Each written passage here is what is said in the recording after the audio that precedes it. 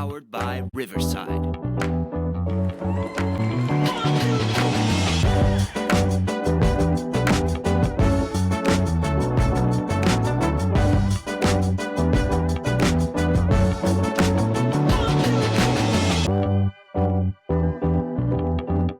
And thank you to the band. You guys are fantastic. Thank you guys for tuning in. Thank you guys for listening. Welcome into another episode of the Young Dad Podcast. I'm your host, Jay, and just here at the top, before I get into introductions and all that fun stuff, I just want to thank you for tuning in. Thank you for listening, whether you're out mowing the lawn right now, changing diapers, or relaxing on the couch after a long day with the kids. I appreciate you being here. I appreciate you tuning in. So tonight, today, whatever time of day it is. It could be tonight, it could be morning, it could be evening. Who knows what time of day you're listening to this? And that's okay. I have Justin with me. Justin is the host of the Reven En Fuego. Did I say that correct? The Reven En Fuego, that's what I go by online. And I'm the host of the Grit City podcast. That's it. Oh my gosh, I am so bad. No, it's all good, man. Reven En Fuego, aka he's also the host of the Grit City podcast. And you've been in radio and podcasting since 2006. So just for a little bit here, no, if your career in radio and podcasting was a child, it would be 18 years old. It would be a grown adult. So legally vote. Oh my gosh. Please tell me you've thought about this before and this isn't a first. No, it hasn't been up until this point that it could actually legally vote. So no, I haven't thought about it till just now. My. That's insane. So you've been in this scene, the radio and podcasting scene, for a very long time. And I'm sure when you started 4 presidents ago, it was about, because it would have been before Obama. Yep. Whoa. Yeah, Bush was still around in 2006. So I was going to school. I started going to school in 2005 for it, and 2006 is when I first got hired on. That's crazy. So you've been through Bush, Obama, Trump, and then Trump and Biden. Yeah. Wow. 4. Well, I was guessing. I was like, I hope it's 4. I hope it's 4 presidents. No, your math was solid. Solid. Amazing. Score. So what has it been like over the last 18 years of podcasting and radio for you? Like, take us through that a little bit. Why did you get into it? What's kept you going for so long? Well, when I first started, so I started going to school in 2005. Before that, I literally was a security guard, working overnights. Downtown Tacoma was basically where I was at. If you kind of know the area, right around, I guess, kind of the center of downtown, down a little bit by the water, at the Court of Appeals and the Department of Assigned Counsel.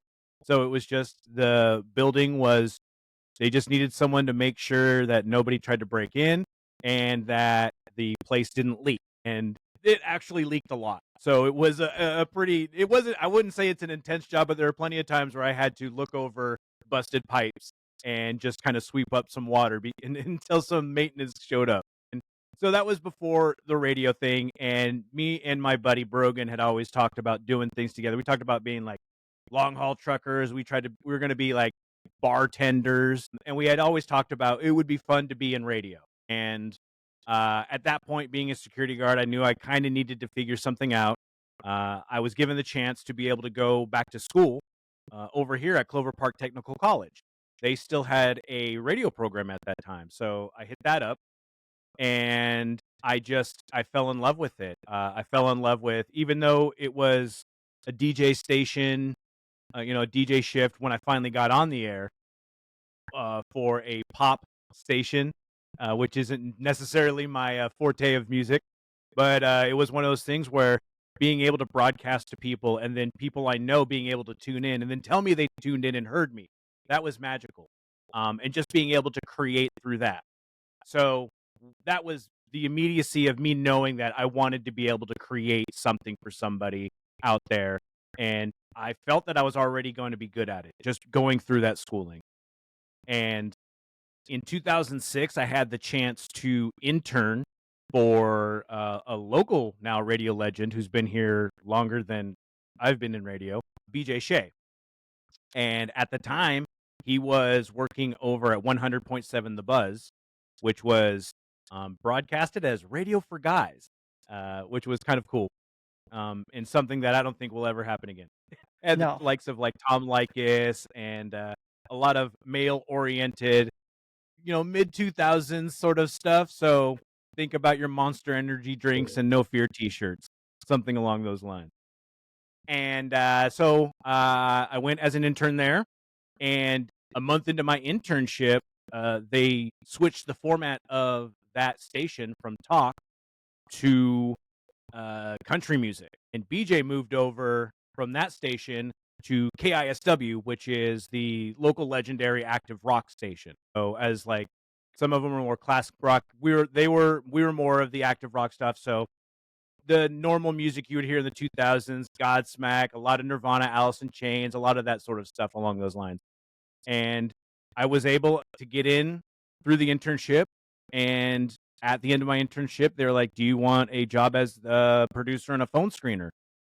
And it was funny because I was terrified of talking on the phones. I still am. Like, a lot of the times, I'm so glad that they have online ordering now, because I would usually need my wife to order pizza for me, this sort of thing. But I wasn't about to back down from that. I was like, all right, cool, let's do this. And so I was the producer and phone screener and on mic air talent there for 18 years. So from 2006 to 2022, so 16 years. And during that time, like, just had a blast at the station. Concerts, meeting celebrities, being able to do all the crazy stuff that you get to do on morning radio for a station like that, which is, again, it's still mostly guy focused. So, a lot of metal shows, a lot of fun going on with that, and a lot of ridiculousness through the years. But it was an absolute blast. And through BJ, like, I consider him a mentor, and he was one who was really able to guide me through a lot of stuff. And being able to talk with him and find out and kind of learn by watching him, and then him being able to want someone like myself to kind of follow in his footsteps. And really the only way to do that was through podcasting, which was just starting in like 2008 or so. That was kind of where we started. And the company was pretty okay with it. They weren't like actively searching out podcasting. There was definitely not a boom at that point. And so they just kind of let us do whatever. So I made the first podcast on the station with Undead Radio, which was just kind of an extension of the morning show and my character, the Reven En Fuego, which I was able to keep that moniker. And fortunately, because a lot of the times when the show would have like a new intern or new personality, they would create a nickname for them. Fortunately, I had that one already in the bag, and they were like, "Yeah, let's go for it. It'll be kind of fun to go with that." So it was Undead Radio with the Reven En Fuego and a couple of the other guys from work, some of the people on other people's shows, some of the guys from our show that were behind the scenes some more. And I did that up until 2011, so about 3 years of that, before I decided to create BJ Shea's Geek Nation, which was a way for BJ to talk about the things that you can't really talk about on a rock station. So stuff like board games, Star Trek, a lot of video games for me, comic books. These are all the things that we were into because BJ was a big Magic the Gathering player, and I was as well. And he actually got me back into Magic when we started when I started working with him. He's like, come out and come to some tournaments and come hang out some more with us. So we ended up playing a lot of Magic, and it just turned into us wanting to share geeky stuff with people right when it was getting into like the Marvel movies were happening and they're starting to hit, and all the comic books. And we knew a lot of people in the Pacific Northwest who were super geeky, be it comic book shop owners, be it people who are artists, cosplayers, all sorts of things. So it was kind of a cool way for us to meet a lot of low-level creators But then on the same boat, we have up here Wizards of the Coast, who created Magic, and also now own Dungeons and Dragons. And so we were able to really, partner with them, which they were stoked because we were rock station personalities, but we were more stoked because it was all this fun geeky stuff that we got to really experience and talk with people who created the game or make content on their own and really kind of branch out that aspect of what we do, what we were doing on the rock side. So we were just kind of building up fan bases on multiple areas, but it was just so much fun to be able to go and say, hey, yeah, we got to go talk with the people who created Magic the Gathering or the people ArenaNet. We got to do a tour of their studios, the guys who make Guild Wars 2, a bunch of different things that we're going through there. And recently I've been able to go through some of the interviews that I did for the past, 12 or 13 years that I was with that podcast, or 10 or 12 years. And just the list of the people that I was able to talk with was just like pretty freaking amazing. And it was just being able to do that was really the crux of why I wanted a podcast, because I can't talk to a celebrity. Like, I can't go up to them. I've tried to at conventions.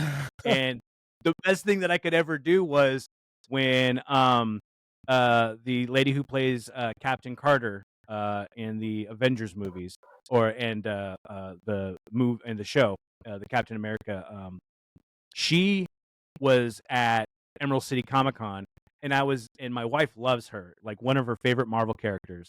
So I was able to stumble through, like saying, "Oh, my wife really loves you. Could you sign something that would inspire her?" That's about the most that I can talk to celebrities. But put a mic there and a purpose, and I was able to have really cool, awesome conversations with people. And that's something that it astounds me just to this day. 100%. No, I hear you. I was actually thinking about something similar this morning when I was on my way to work. I was like, for some reason, I don't necessarily struggle with it, but it is something that I'm like, man, you put me behind a microphone and give me a topic, and you put a microphone in my hands or in front of me, and like I will take that presentation, I will give that speech, I will give that talk, I will address an audience, I will talk to an audience. Heck, I will perform on stage. I did improv comedy in college. Like, you Nice, give me a yes. microphone and like a stage and a purpose, and like I don't stutter, I don't have a lisp hardly. Like, all these things just go away. And I was trying to think about that because I work in mental health and I have a master's degree in developmental psychology. And I'm trying to think about these things, and I'm like, what what is it? What is, so I'm trying to think like psychologically, of course, because that's like my nerdiness. I'm like, what is Yep. this thing that happens when we are just so comfortable in a certain setting and a certain time in a certain place that all those things that bother us throughout the day just kind of go away, or they like don't exist for a moment, because like all, That's go ahead. I was just gonna say that's the perfect thing, is like there's an ability to compartmentalize what you need to have done at that moment, and it's being able to focus in on that and not let any of the other voices in your head, so to speak, to Mm, dissuade you or tell you you're messing up or have you focus on your own words when you're in the zone. There's sometimes where you'll get into it and I don't even, like, I don't remember what I'm saying. And sometimes I'll lose it and it'll be like I'm talking and I'm like, nope, and I lost that thought. But when you can just keep it and you keep going, and I loved what you said about improv, because I was still a couple of years in radio, so still getting my feet in. But BJ had been talking to a couple of the other people on the show, some of the younger people, and was really pushing for them to take improv classes. And I was like, that's a really good idea. And so I went in Seattle. There's a bunch of them, but I went to Unexpected Productions, and they had an improv 101 and an improv 10 or 201. So I took the 101 and then I took some of the 201, but scheduling and stuff gets kind of in the way. Life does that. But mhm. doing that helped me so much, just being in the moment, and the fact that you can suddenly just focus on what it is, no matter how ridiculous it is, especially in improv, like there's gonna be interesting scenarios that are brought up. But if you just go with the flow and you just realize and just be in that moment, and that has helped me so much with talking, obviously on podcasting, but just being able to talk to anybody and just be in that moment and actively listen to what they're saying right then and being able to react in that moment has helped so much. Yes, and um, Nice. no, you're 100% right. I think anyone who's really doing podcasting or radio, or even in my field of like mental health, as like a mental health professional, or someone who talks to a lot of people throughout the day, I think having some kind of like acting or improv or just some kind of even like comedy background really helped to be able to make those adjustments and be able to be on the fly and be able to just kind of go with the flow and the ebbs and flows and the ups and downs. Because not every audience is going to be great. Not every podcast episode you do is going to be great. And I'm in the same boat. Like I look back and I've recorded over 130, 40 episodes. Most of those with the blue snowball I was telling you about before. Like I recorded 137 episodes with that, to be exact. Maybe even more between that and my other podcasts and little things I've done here and there. But that's besides the point. It's just like I look back at that list. I mean, I've talked to so many people. I've talked about so many different topics. But you can ask me tomorrow, hey Jay, do you remember what we talked about last night? No. Do you? Like I remember a couple things, but I don't remember a lot. No. Like my bad. Like I want to remember more, but I just don't. And like I feel because my wife she'll ask me, like, "Oh, how was that conversation?" I'm like, "It was a good conversation. What did you guys talk about?" It was a really good conversation. And You remember the feeling of it, but you yeah, don't remember like really what happened. exactly, which is what I'm so grateful. And this is like a shameless plug for Riverside. We record on Riverside, we edit with Riverside, we use the Riverside AI features that are built in. I'm so beyond grateful for AI and AI like summaries, AI transcriptions, AI chapters, and everything. Because I remember back when I started this 2, 3 years ago, doing podcasts and kind of dabbling in the area, having to go back and remember what the heck we talk about, or taking notes, or jotting things down, or having notes open on my computer. So I'm like this, and you can hear the clicking and tacking. I am so beyond grateful for the Yeah. AI and for those integrations into podcasting now, because they make everything so much easier and it's so accurate because it just records your transcript, translates your transcript, and then will give you a summary of your transcript. Like my summaries are pretty great. They're accurate, keywords, repetitive words, phrases, things like that. They're super cool. And now Nice. Riverside has even more features, enhanced audio. It relate AI can erase your ums and your oohs and your ums and your yeahs and your pauses and your things, and enhances your audio, it normalizes your audio, it does all the things. And I'm just like, how did I podcast before AI? I don't know. Oh And man. it just made life so much easier. But Yeah. it's been a journey just looking back at all the people I've talked to, life coaches, comedians, moms, dads, Stephen and Laura, and just everyone like in between these different demographics, and how much I've learned. But at the same time, I feel like I can't remember anything I've learned at the same time. But I've just felt so comfortable and have such this awesome catalog of just like legacy stuff to go and look back on. Like if and when it ever stops, then it's gonna be like, man, that was a fun ride. And then all this Oh yeah. equipment will just sit here at home, and I'll just stare at it and stare at it and stare at it, and then I will just start something new because I know myself. So Yep, yep. I was about to say it's like you never really stop. You'll always have the bug. And I mean, I was just talking about Geek Nation. I mean, you introduced me about the Grid City podcast, and I hadn't even gotten into that because I was oh just like yeah. talking so much about the geeky stuff. But yeah, so in 2016, I moved back to Tacoma, still working in Seattle for the radio station, and I decided that my buddies they had been running the Grit City podcast. Brogan and Scott had been running it for I think about 5 years at that point, and I was really stoked to see what they were doing. And their philosophy was just a couple of guys having some adult beverages with people who are around Tacoma. So they took that, and then eventually life caught up with both of them, and they needed to take a break from it. And because I got back into that sort of, I need something more creative and I need something more to do, I was still doing Geek Nation. I was still doing the normal radio show. I was still a part of at least one other podcast at the time, the Migs Cast, and with the producer of the radio show, BJ and Migs, Steve Miggs.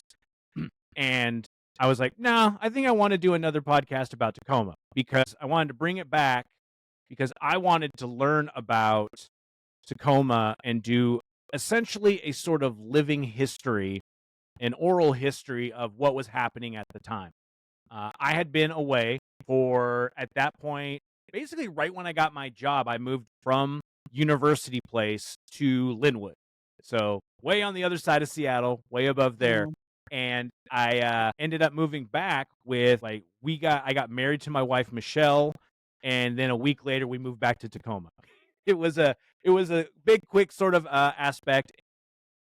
I wanted to learn more about the place that I grew up in, because it had changed so much from the 2010s that it was at that time, 2016, to when I lived here, which was the early 2000s, but even when I grew up in the 90s and the 80s, and to see where it's come from and where it has gone now. And I wanted to see why people are still moving back here, why people still have the spirit and the pride in Tacoma.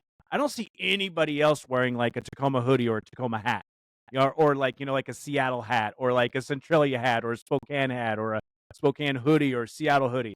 But Tacoma will do that. And there's this pride in Tacoma that I wanted to capture. And I wanted to meet people, and I wanted people to be able to say, if I walk to a bar, people to be like, hey, Justin, what's up? Just that sort of familiarity in a not too big, not too small town.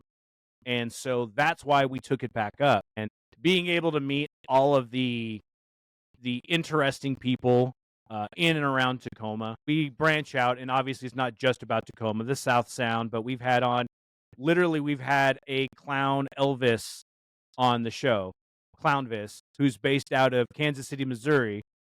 But he was such an interesting guy. And during the pandemic, we were so intrigued by this guy who couldn't do live shows anymore, so just decided to do his own YouTube show. And it was amazing. And he sings, and he's been doing it ever since the pandemic. So 4 years now running, this guy has been able to go out and do his shows again. And he's literally, his name is Clownvis. And it goes around and does Clown Elvis stuff. And we're like, well, we're going to have you on. So it's being able to kind of go a little gonzo, a little ridiculous, but still talking about Tacoma and interviewing small businesses, people who live here, have the memories, their experiences, they've gone through. And it's been a boon. I've been able to meet so many cool people through that. And it's the power of what you want to do with your podcast. Doing the geeky stuff was a chance for us to really delve into that. And I've got friends from that sphere of my life that have asked to be on my Tacoma podcast, just because they know that I can get the word out on whatever thing that they're talking about. So I've had people who make role-playing games on a Tacoma podcast just because they were willing to come on, and it's fun to talk about other people's experiences or the projects that they're passionate about. Exactly, 100%. And that's very similar, right up the same alley that I'm in. I've talked to moms, to comedians, to life coaches, to Reiki masters, to teachers, to educators, to Stephen and Laura, hosts of the Midday Musings podcast. They don't have any kids. Nice. They're just really fun. To yourself, and all over the place. I've talked to a gorilla on the podcast. That episode's coming out soon. Harry the gorilla? Yeah, Harry the Gorillagician. Stay tuned. Nice. I'm going to have to listen to that one. That one's going to be fun when it comes out. I got to check when that one is coming out. I don't know if that one's scheduled. Anyways, I've talked to nurses, to doctors, to just so many different people. And it's like, I am open to really anyone and any topic, really, whether I agree with it or not, because I like the conversation. I like learning. I like to, have my beliefs challenged, and I like to challenge beliefs. I like to agree with someone that already has the same central belief system and I do. That's always nice and convenient. And I like it when it's not. And there's someone totally different. Or when I get to ask questions and be informed and educated about something that I just don't have experience with or that I don't know. Is always just like super fun and how it happens. And you're 100% right. Like I grew up in South Seattle. I grew up in Burien. And looking at Burien for what it was when I grew up in the 90s, early 2000s, to what it is today, holy smokes, I don't even recognize that city. Yeah. Same for Mill Creek. I went to middle school in Mill Creek. Mill Creek, Bothell, Linwood area kind of thing. It's all pretty much, they're all connected. They're all the same city, basically, just different Yep. city limits, quote unquote. Like even looking at that, like I remember when Town Center was like it, like right there, like Town Center was it. The Walmart on 164th was it. There was just some houses in between, and now you look at 164, and it is just this massive hill of businesses and shops and bus stops and everything. And there's a Walmart, there's a Fred Meyer's, there's all the things, Safeway, Albertsons, all the things up and down 164, and everywhere it goes, Bothell Everett Highway, and just everywhere over there. Like it's crazy how much has changed. Every time I go over to Seattle, like I live in the Tri-Cities now, I'm just like, man, this place just looks so different. It feels so different than the last time I came out here. Luckily, I know the places I'm going, and I'm familiar with the territory.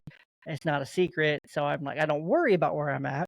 Like I know where not to go, obviously, and I know where to go. Yep. But there is Yep. something special about like Tacoma. Seattle people never really talk about Tacoma. It's just like, oh, that's Tacoma. Or yeah, like Tacoma's like a foreign land. It's like when Simba and Mufasa are like talking and they're like looking over the horizon and they're like Don't in go over Seattle. And I was like, what's that over there? It's like, oh, son, that's Tacoma. We do not go to Tacoma. Like, I don't know why, but like Tacoma was always like this foreign place to me growing up, which was cool. But it's like, I always also knew like the Rainiers were there. Like, cause I'm a big baseball fan. I grew up a Mariners fan. So it's like, oh, cool. The Rainiers are there. Our landing is there. Like, that's like, there's a beer company there. Like, I know that there's things in Tacoma, but what the heck's in Tacoma other than like freeway and the I-5? Well, yeah, and the freeway is a lot of it too. That's funny because my wife grew up in Bothell as well. Having her come down here in Tacoma was definitely a sea change for her. She did not really know what to expect. And even the first time she went to Safeway, she had a bit of a challenge because someone was giving her what I would consider a little lighthearted Tacoma ribbing. And it was just because she brought her own bags to the Safeway. And to be perfectly clear, at this point, the law had just passed where you had to bring your own bags to Safeway. She was just obeying the law. But one woman turned around and looked at her while she was standing in line and was like, look at you fancy, bringing your bags to the store, making us all look bad. And my wife was just, she didn't know how to respond, but she got through it, and she came home and told me, and I laughed, and I was like, she's just striking conversation. Don't worry about it. She's just having a little fun, little ribbing. And so, yeah, that was the first 2 years of us living in Tacoma, because it did have a definite perception for her being from the east side of what the hell is going to happen. And then having that, it was kind of a 2-year window before we even started looking into buying a house, because I was like, hey, now that you've been here for a little while, are you cool? And she was. She's acclimated amazingly. And that was a part of the reason why I wanted to do the Grit City podcast as well. Because, yeah, like one of our mottos is keep Tacoma feared. And a lot of people like having a little bit of that bubble of uncertainty, I guess is a good way to put it, where, sure, yeah, there's plenty of great spots that you can go, and I can direct you to a ton of them. But also, if you remember the 90s in Tacoma, the 80s and the 90s and the early 2000s, places that now are an amazing spot to take your family, like Wright Park, even though it is still pretty close to Tacoma General Hospital, it's been cleaned up immensely to what it was in the 90s. And now it was a place that nobody really went to. And now it's a place where you can go, you can experience the beautiful gardens there. They'll do all sorts of activities. They've had amazing food truck, like basically corral weekends where everyone just comes down. They've had so many cool things that have happened there that it's a shame that people are afraid to still go. And so that's what we do with the Grit City podcast. It's like, yeah, we'll talk and we'll highlight some businesses, but we'll talk about some cool things that have happened. We will talk about the history of Tacoma, where it's been, what has happened since then, and just the lives of the people who live around it right now. And then, yeah, like with what you were talking about in terms of having maybe not necessarily our challenge or beliefs challenged so much, but we're willing to have a lot, what I call the gonzo on, which is we've had Bigfoot hunters on. We've had flat earthers on, which is very controversial, but Mark Sargent is from Whidbey Island, and he was on the Netflix special about the flat earthers. And so we're like, well, he's from around here. He's from the Pacific Northwest. Why don't we have him on to talk about it? And he was more than happy to come on. He loves to talk about that stuff. And we were able to create an entire segment based around him showing up because people had such a reaction to us having a flat earther on. Brogan was at a bar, and he had casually mentioned it in the bar that he's going to be interviewing a flat earther the next day. And most of the people at the bar were highly annoyed that we would do that. So Brogan thought quickly on his feet, and he's like, well, if you have a question for this guy, write it on the back of a coaster, and we'll read him these questions. And thus, the segment Coaster Questions became a part of the Grit City podcast. So whenever anybody wants to ask a question, they can send it to us, just label it Coaster Questions, or we have a Discord. That's where we record. And we do our audio recordings via the Discord so people can listen live. But we have a channel there that's just Coaster Questions. So if someone's up late, maybe had a couple of beverages, they can write something to maybe a guest that they know are coming up, or a guest that we've had on the past that we more than likely will have back on. Because we want to learn stuff too, and we've had zoologists from the Point Defiance Zoo and Aquarium on, fielding our silly questions about animals, and all sorts of other stuff. So we're always here to learn and always here to have fun, and I think that really reflects the spirit of Tacoma, and that's what we're trying to get out there. Yeah, it's okay to be a little wary, and like you said, you don't want to go into certain spots, but we're here to guide you and say, hey, yeah, you go to these spots, and you'll have a great time. I love that. And I just want to say the only thing I remember growing up, the only ad I can remember that's like burned into my memory was monster truck rallies at the Tacoma Dome. Come on down to the Tacoma Dome. Monster truck rally.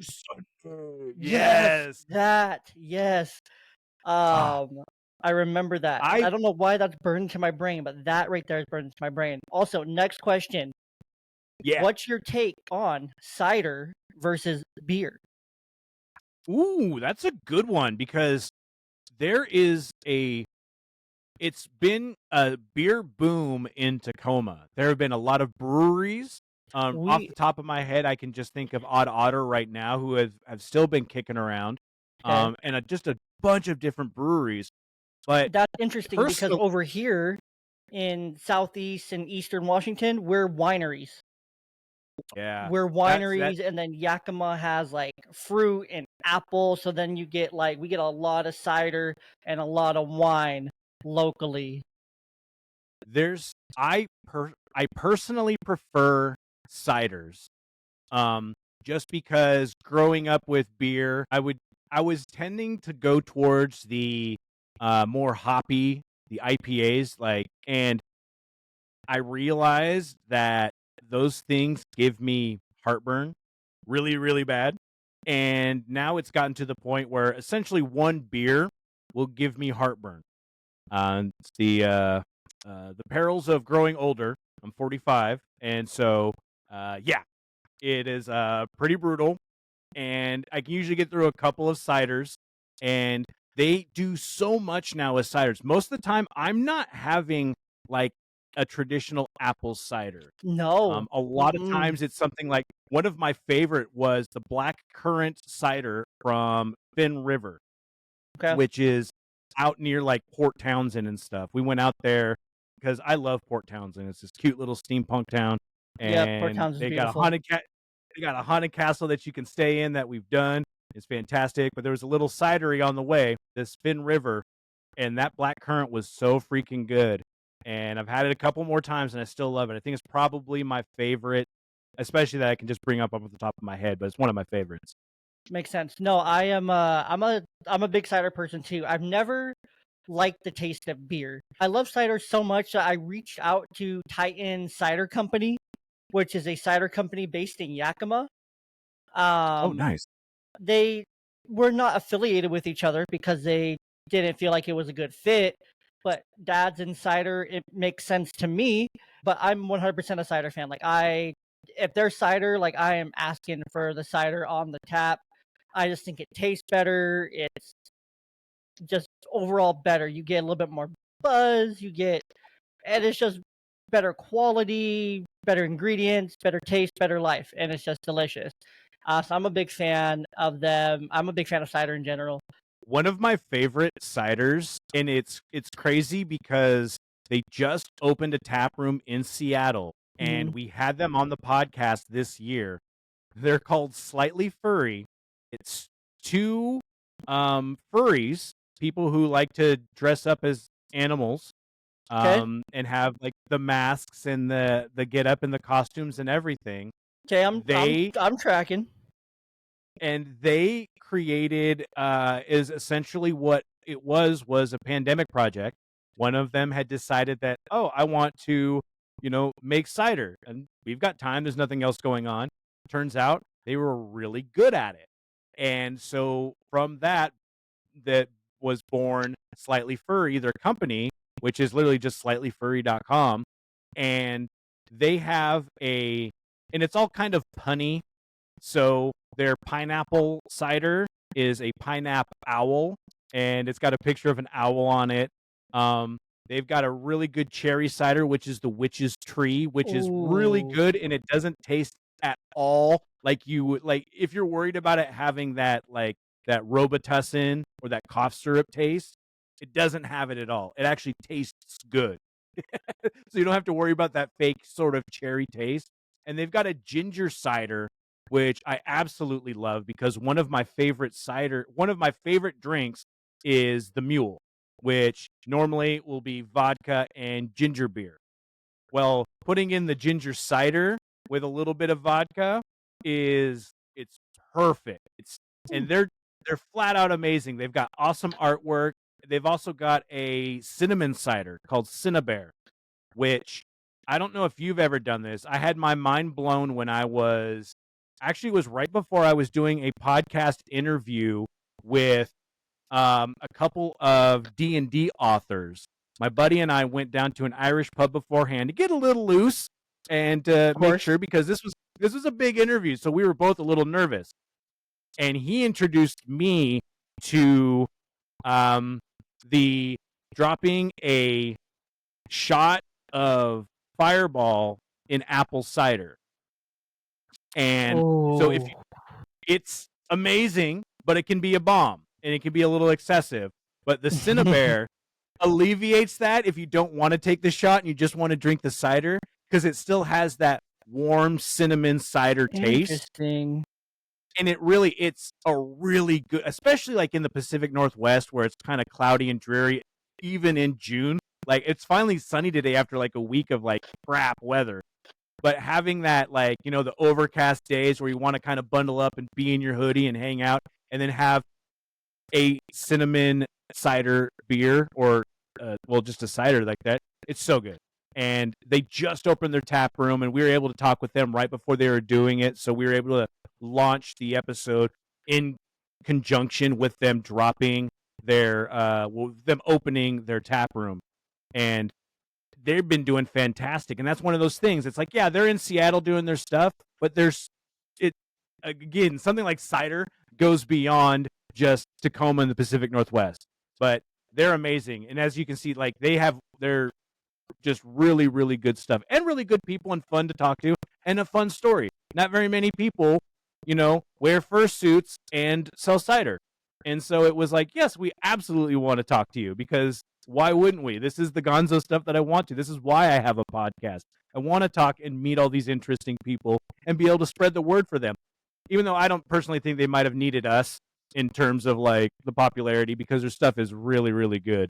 But again, it was really fun to have them on. No, that's super cool. I'm looking.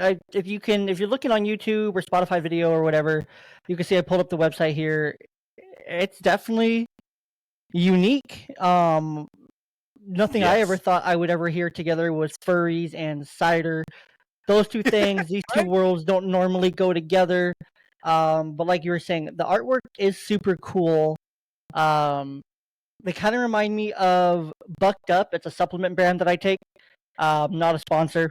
They should be. I've talked to the CEO. I don't know why they're not a sponsor. And like that's the thing. Like I've talked to the CEO of like my favorite supplement company just because I emailed him and said, "Hey, I know your dad. I love your supplements. Like, will you let me interview you for 30 minutes?" Sure. Yeah, of course. Like coolest dude, down to earth. Like nice. just awesome. But again, that just shows like exactly. But this artwork's super cool, super unique. I'm pretty sure this owl is non-monogamous. Probably. And that's like the thing that's fun too because they pay for the art. They have artists all around the world that they have commissioned for this stuff. And I mean, sure, it's like an interesting take in terms of just the presentation. But what it comes down to is that their product is good and their cider is really good. And having that backed up with how you want to push it out there, nothing's going to stop you. And they understand that and they can be their authentic selves.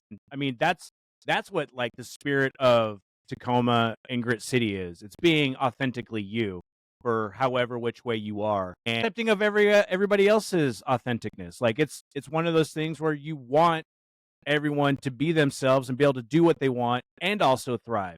We've got amazing young business people here in Tacoma and some amazing things in terms of like food. And I love, if anyone asks me where to eat in Tacoma, I was gonna ask you that.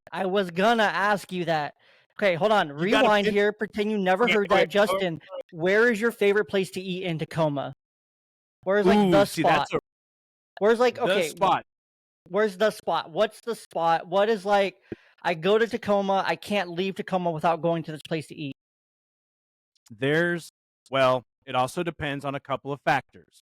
Now, there are 3 places that I will recommend from one pair of people. And these are dive bar, bottle shop, kind of places in areas you might not expect to see or want to go to necessarily.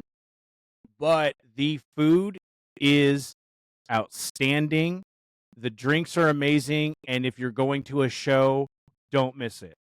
Okay. These are places run by the Peterson brothers, Justin and Rob. The first one is the best place to go for brunch, especially if you've had a really fun night the night before. And that would be the Valley. The Valley is down on Puyallup Avenue, probably 2 blocks down from the transit center. Not necessarily in the greatest part of town. And it's just this tiny little place right next to a big old gas station. It's kind of ridiculous, but there's a lot of parking, so you don't need to worry about it. It's also by a tool rental.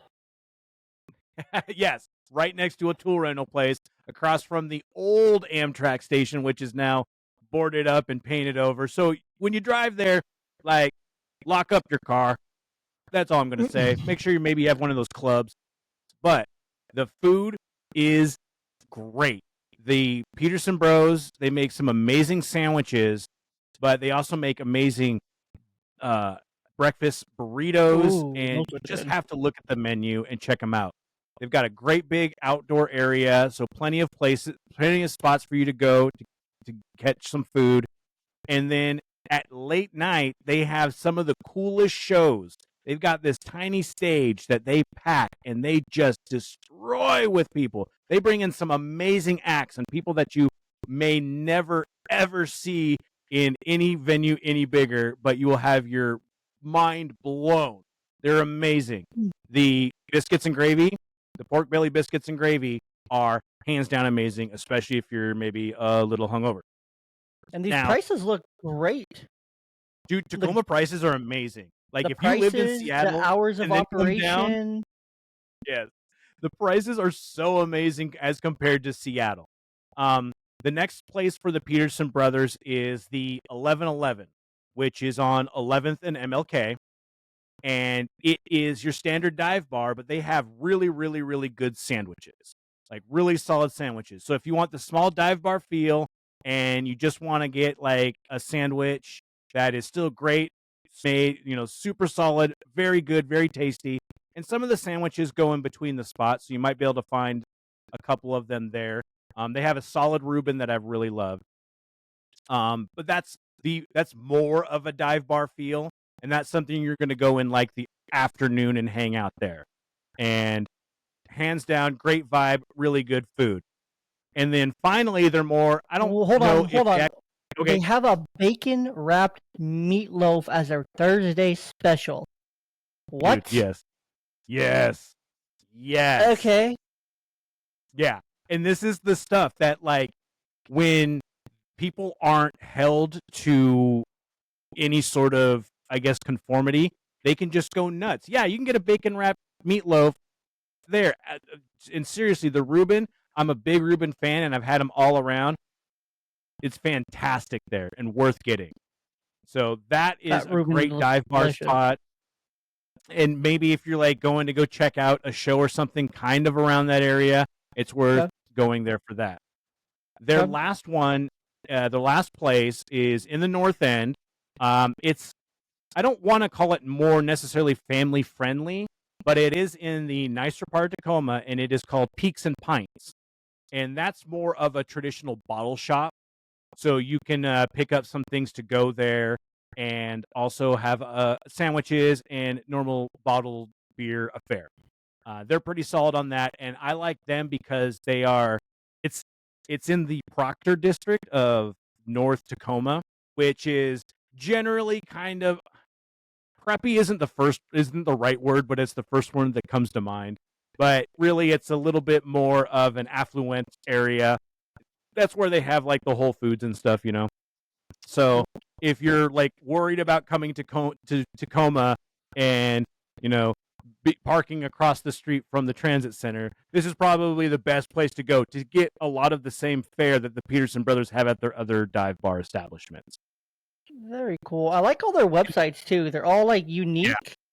And just overall very cool, very similar, but very different at the same time. But they all offer a little something different names here. I already saw what I would order right here. The garlic gorgonzola dip. Like Dude, right? That's literally what caught my eye here. And like there's eye-catching thing. A ham and pesto grinder.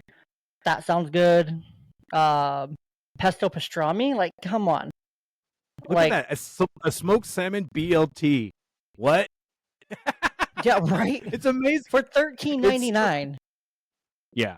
And these are really good portions too. Like you Get can see outta them right here. there. Most of these don't come with like chips, but you'll get like pickle chips, or a lot of the times the places will like throw in like Tim's Cascade or something like that. But the sandwiches speak on their own. And I really love the Peterson brothers a lot because they've been around Tacoma for a long time. And these guys have worked with a local film director. They're the smoked ones. salmon BLT. Yeah, look at that. Ooh. Look at that. If you love salmon, yeah, that's one of my wife's favorites. The Peterson brothers have worked with Isaac Olson, who is a local director, to create the Rainier beer documentary about the advertising Rainier beer did in the 70s and the 80s, which was just shown at the Seattle International Film Festival. So these guys love the Pacific Northwest, and they've been staples in Tacoma creating 3 amazing venues, helping out and being a part of the community, and also creating this amazing stuff while, having shows at the Valley and doing all these special extracurricular things. Like if you go to the Peaks and Pints website like you did, they have a fundraiser for the Proctor District right there going on. Mhm. They're amazing, amazing people who have been around for a long time. That's Now, awesome. I don't also want to discount some new blood that is in Tacoma as well, because one of them we've had on the podcast, and another one that I want to get on the podcast. But these are the young entrepreneurs that are kind of just like, they realize that they can do so much more by themselves, and they just have had the inspiration and just the grit and the will, the determination to do it. And the first one is Side Piece Kitchen, and I love the they name. are, dude, they're banging biscuits and cheesecake. So they make biscuits and like gravy or biscuit sandwiches and cheesecakes. I'm And sold. that's what they do. And they are killing it on social media. First off, the stuff is amazing. And again, it was another pandemic thing like I was talking about with Slightly Furry. Haley was working, the owner, she was working at a place, and she had just decided, they're not listening to my ideas, and I think these are good ideas. So I'm just going to do it and see what happens. And it started off at a commissary kitchen, and then finally moved to a different one. And then they were able to open up their own brick and mortar, and they are absolutely crushing it. Some of the best Awesome. biscuits, some of the best cheesecake. They made a pickle cheesecake, Oh, and it no. worked. Okay. Oh, yes. It worked. It was subtle. Somehow they made it so it was a subtle taste, and it was all because they were screwing around with AI, and AI was like, a pickle cheesecake would be tasty. And she's like, I don't believe you. But then she posted about it on socials, and everyone was like, we're all willing to try. And she herself, Haley, did not like it, but enough people that she'll bring it back every once in a while. And I say it's worth trying at least once, even if you're not the biggest pickle fan. I'm a huge pickle fan. I'm a huge pickle fan. And it goes back to the saying of like the Bad News Bears. If you build it, nerds will come. Yes, and they do, and they have lines out their building constantly, even on weekdays when you're like, you shouldn't have lines in the morning on a weekday to get these biscuits, but here we are. So they're what you're fantastic. saying is the food scene in Tacoma is legit, and Keith Lee needs to get out to Tacoma. Yes, absolutely. Beyond that, we've just got Buddy's Chicken and Waffles, some of the best chicken I've had. The chicken tenders are amazing, and he goes absolutely nuts with the waffles. And this guy is amazing on social media. Pretty much one of those kind of guys where you realize that you don't want to leave a bad review and not be able to back it up, because he'll call you out on it. It's that Tacoma sort of like I was talking about with my wife at the grocery store. Don't say something unless you're willing to back it up sort of aspect, because he will have receipts. Someone just left a 1-star review about how long the wait was, and the guy was like, buddy was like, you order online. It tells you when you're supposed to get it, and you got it when you're supposed to get it. Like, it was just, he's absolutely amazing. But again, also, the food speaks for itself. Chicken and waffles are fantastic. And then I'll do one more on the food scene, because I literally could do this for like days. Okay, one more. South Tacoma Way has a goth bar with a Cuban fusion feel. Not everything has got Cuban food in it, but their Cuban sandwich is hands down amazing. But it's the Church Cantina, and it's down on South Tacoma Way, right by 56th and South Tacoma Way. They are freaking so good. Google just says an eclectic haunt with a goth horror vibe, featuring drinks and Cuban bites, including vegan fare. So if you are a little, you want to make sure that, if you're looking at your diet and that sort of aspect, you can absolutely do so. But they have so much good food, and they've just updated the menu, so I don't remember exactly what's on it, but the Cuban will always be there, and that's my hands down favorite. It's the signature. It's the first sandwich from the place. Nicole and Adam are amazing. If you see the sparkly purple hearse hanging out front. You know, Adam is there. Very friendly guy, very awesome guy I've known for years and years and years. And they're just killing it with the food. The last time I was there, I had elote, corn dogs, and yucca fries. And these are things that you can ask me what those are, and I'd be like, yes, yeah, it's corn dogs with elote. What does that mean? Well, it's tasty. Yeah, no, I It's know what really, I know what it really is. I good. know what it is. I'm sure some of the listeners know too. But all right, that's some amazing suggestions. I always love a good food scene. It sounds like there's a great one awaiting some Tacoma-ness or a visit to Tacoma. So I have to throw that on the bucket list and make a trip. But let's get wrapping up here, shall we? Absolutely. All right. Well, before we wrap up, I have a few questions I'd like to wrap up with, but I do want to give a shout out because I forgot to give a shout out at the beginning of the podcast. So I'm going to do a double shout out real quick. Two Nice. brands that we've been working with here at the Young Dad Podcast that have been absolutely incredible partners. The first, Dad Bod Supply Company. They're a newer partner of the podcast, but this hat is from Dad Bod Supply Company. So if you've been eyeing it, if you've been looking under the bill, trying to look at that, this is the Dad Vibes hat. Super cool. It's sleek. It's a sport one. So it has the mesh backing here, so snapback style, but then it also has this cool logo that says Dad Vibes on it. Super sleek, super lightweight, it's super cool. Even the inside of the hat has the design as well. So unique hat, great for dad. If you just want to keep your dad looking good, or if you're a dad and you just want to look cool like me, then I don't blame you. Go to the link down in the description to get your own. The second one here that I want to shout out is, let's see, who do I want to shout out? Who did I shout out last time? It's hard because I only have like 3 brands that I really trust and work with. So it's like, who's going to be my 2 this time? But I think we'll just leave it at Dad Bod Supply Company. They have a lot of great stuff. They have this other hat that I've support on the podcast before, the Support Your Local Girl Dad hat. Pink brim, same style, has a big, nice stamp here that says Support Your Local Girl Dad. So if you're a girl dad, you absolutely need it because, yes, you do need support whether you think you do or not. Being a girl dad is not for the faint of heart, and it's not for the weak in the knees either. Without further ado, just check the link there. You can save yourself some money. I believe 15% with the code YoungDad15.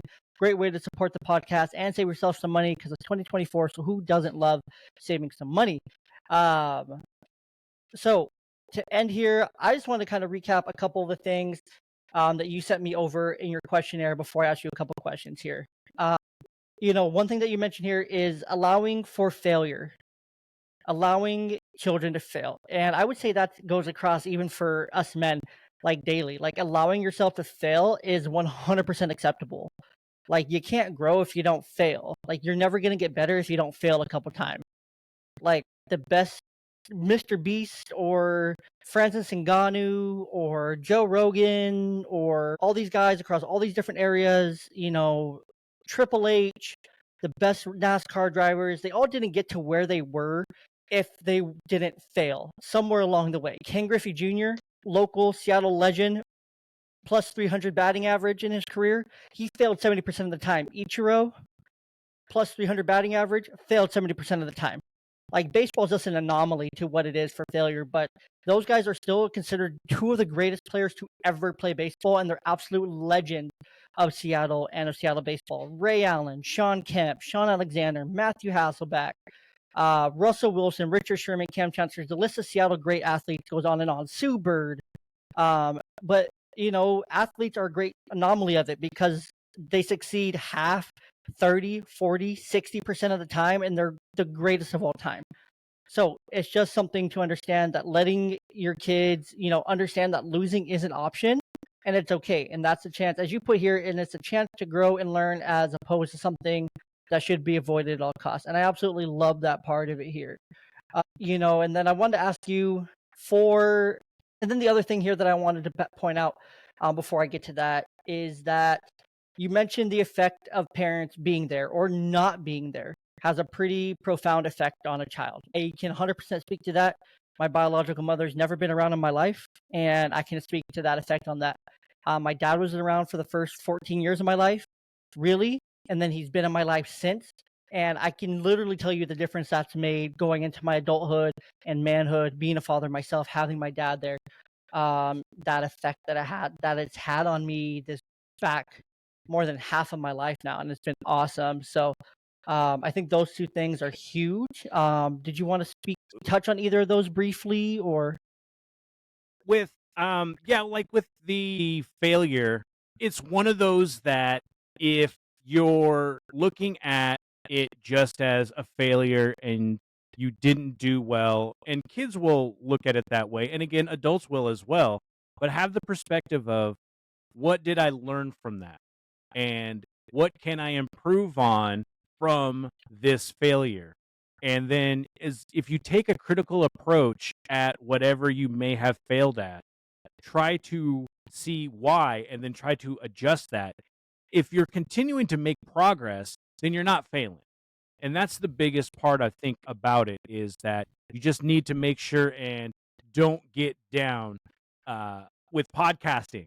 It's one of those where I know all podcasters want to look at the numbers, and you could possibly, a lot of times there's disappointment if, like, oh, you think something's going to be massive and it's going to blow up and it doesn't quite do what you want.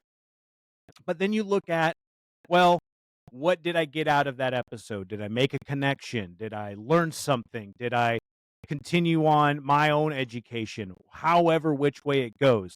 For us, with the Grit City podcast, it was about meeting people and, like I said, doing an oral history. And so even if there's an episode that doesn't do as good as we want, it's like, what do we get from that? We all learned, we all could have some fun with it.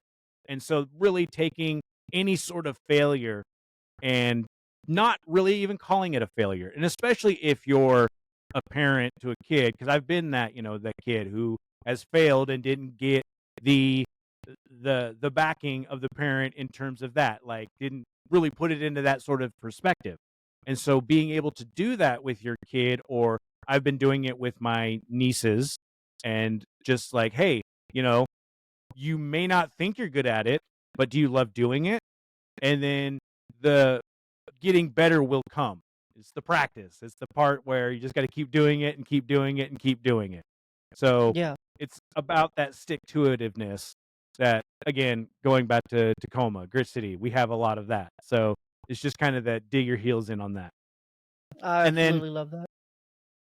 And then with parenting, I've had a lot of the same in terms of what you had there. I had a mother who had to work a lot in order to support us, and I didn't have a father in the scene. And you really see what that difference is when you get the support. And it didn't come from really them, but it came from my grandparents. And having that sort of backup, and now as a 45-year-old man, I'm able to realize that you get influenced by the people who act parental towards you. It might not be your parents, but the people who are there to guide you are your parents in that aspect. And with my grandparents, I was fortunate enough to have them to back me up and really help and see and guide me through that. Them and my aunt, who are really influential to me on that aspect. People who I looked up to, but also backed me up and helped me out when I needed it. So even as an uncle to my nieces, I make sure that I can be there to back them up as I can. 100%. No, I love that. And it was the same for me. My grandmother, she raised me. My maternal grandmother raised me from 2 weeks old till I was about 13 years old. And then I lived with my maternal grandfather and step grandmother for a couple years before living with my dad. And so it's like those three had like major influences on me. My aunt had major influences on me, but after I moved away and stuff, that kind of fell off to even now to where we're not as close as we once were, kind of thing. And that has its okay with it. I'm more or less okay with it, but Yeah. no, 100%. Like, you're influenced by those people who were there for you. And I guess my closing thought here is just like, kids will 100% remember who was there, who showed up, who put Yep. that time in, who put that effort in, and who was there for them time in and time again. And I guess just make sure that's you, whether you're an uncle or a dad or grandfather or any kind of support system for someone. Like, we remember the people that showed up. Um, we can look back at any events throughout our life, like who was there at the big moment, who was there when it mattered, who was there, kind of thing. And you look back and you think about it, you're like, man, I want to be one of those people who were there. I want to be the person who was at, you know, Justin had this big event going on in Tacoma and he invited me. I knew that was super important to him. And so I showed up because I knew that was important for him. Kind of thing. And he invited me. He was passionate about it. It was important to him. He knew being there would, allot me the opportunity or whatnot, and he was passionate about it and he cared. I want to be that person that shows up for my people and they care for the things that they care about, especially for my kids. I'm always going to be there. I'm always going to make it work so that I can show up for the field trips or the baseball games or the school things or whatever it is. I'm going to be right there. I'm going to get there early so I can get a seat right there in the front row. I love being right there in the front row. There's just something about it for kids. Kids will say over and over and over again, when I was nervous, I saw my parents, I was good, kind of thing. Yep. I remember just school plays and things like that, baseball games, things like that my dad wasn't at. Neither was my stepmom, and it was just like, man, this sucked. But I remember who was there: church leaders, different people, mentors, teachers. I remember those people who were there. I remember those who showed up, who took the time and cared. Versus those who were supposed to but didn't, kind of thing. And granted, all things might considered, my dad did a fantastic job raising us. But that's just one example. My dad was there a lot. He showed up every single day for me. Took me to practice, picked me up from practice, supported me through a lot of different things, still does to this day. And so I'm not trying to use that to rag on him whatsoever. So Dad, if you're listening, I don't mean it. Just chill, okay? But that's my closing thought here. Any closing thoughts, any last pieces of advice you want to leave for the new podcaster, for those in relationships, or really anything across the board that you just want to leave as a closing thought here? I think the best closing thought was first off, thank you, Jay, for having me on. This has been fantastic. I love the fact that we met via social media, that we literally met via threads, and really just have been able to blossom that. So if you're a new podcaster, don't look at like social media just as a place to post your episodes.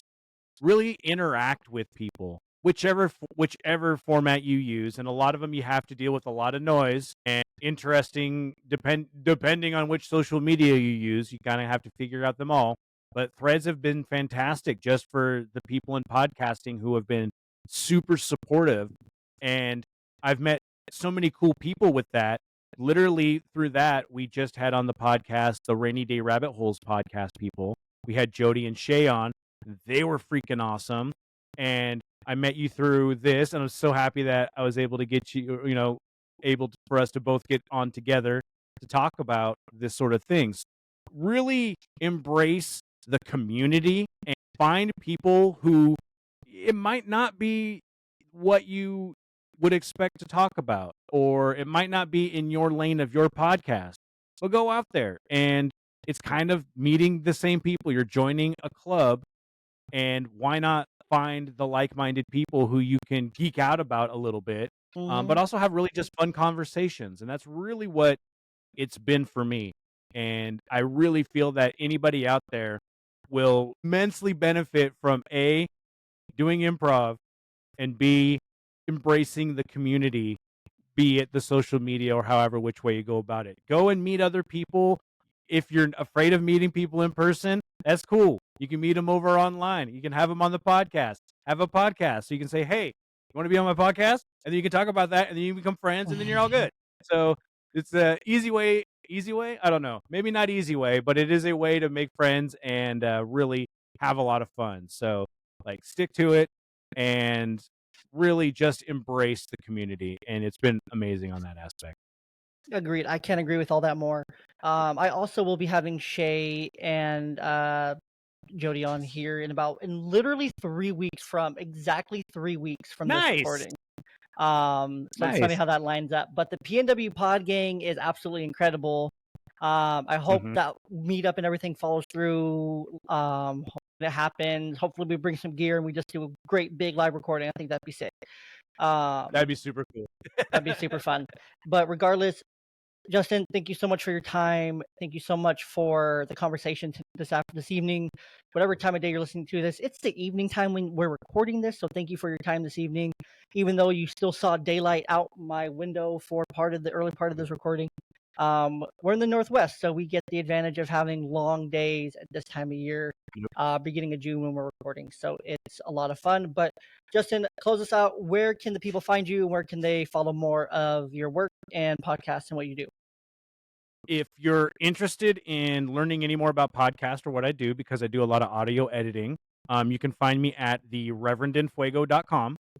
If you're interested about Tacoma and what the Grit City has to offer, you can head over to gritcitypodcast.com, or you can search for Grit City Podcast on all of your podcatching apps. Pretty easy to find, and it usually helps us if you just search for Grit City Podcast just in your Googles. It helps our algorithms and all the SEOs and all that All weird that fun technical stuff in the background. But yeah, and you can find all my social medias. Most of them are at Rev En Fuego, and you can find all that at thereverendenfuego.com. I'm more than open to have conversations or answer questions about podcasting. I love it. I've been doing it for so long. I'm never giving it up. It's one of my favorite things to do. And I love to branch out with information for people. And I also love to learn. I'd never used Riverside before, and this is freaking amazing. So I'm going to be looking into using this, maybe not for Grit City, but for other projects, because I think this whole video aspect has been fantastic, and it seemed really, really solid. So I'm really stoked to kind of be playing around with it. 100%. Well, man, I appreciate you. I appreciate your time tonight. Thank you all for listening. Thank you all for tuning in. And until next time here on the Young Dad Podcast, stay safe, stay humble, keep working hard, and just keep getting after it and keep being great, fantastic dads and people that you are.